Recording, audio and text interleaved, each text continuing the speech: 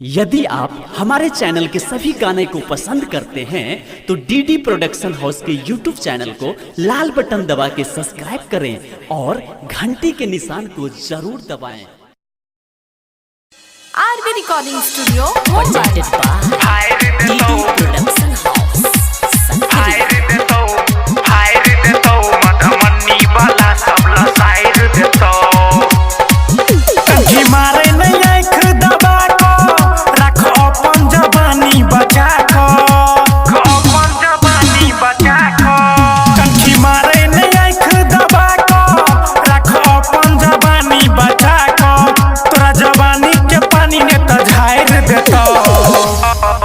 मन बिगाड़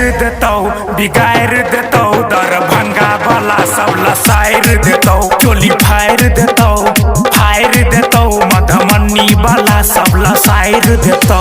डीजे सुमित सती फाइर देतौ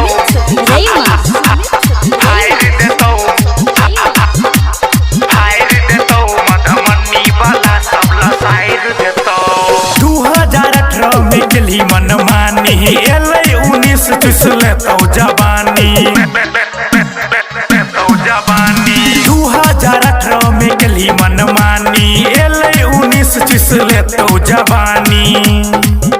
अब तोरा समय की डरतौ सब तोरे समान भरतौ अब तोरा समय की डरतौ सब तोरे समान भरतौ थोड़क लिपस्टिक नहीं तो कियो चाट लेतौ मन बिगाड़ देतौ दरभंगा वाला सब लसाइर देतौ चोली फाइर देतौ मधुबनी वाला सब लसाइर देतौ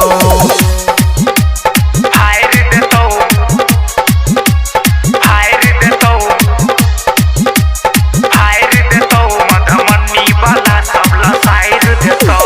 राजनगर वाला सब कहो सुन रानी सुख गेलौ केना तोहर चढ़ल जवानी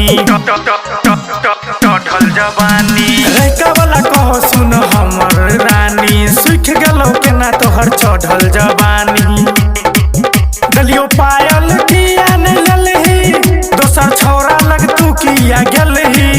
दलियो मंगटिका तो किया नहीं ललही दोसर छौरा लग तू किया गेलही अर्जुन पंडित सब बिचार लेतौ मन बिगाड़ देतौ दरभंगा वाला सब लसाइर देतौ चोली फाइर देतौ मधुबनी वाला सब लसाइर देतौ कनखी मारे नहीं आँख दबा को राखो अपन जवानी बचा को कनखी मारे नहीं आँख दबा को राखो अपन जवानी बचा को तोरा जवानी के पानी ने तझाइर देतौ मन बिगाड़ देतौ दरभंगा वाला सब लसाइर देतौ चोली फाइर देतौ मधुबनी वाला सब लसाइर देतौ बुझलिही गे। Recording by DD production house Sakri 97 084 45 722।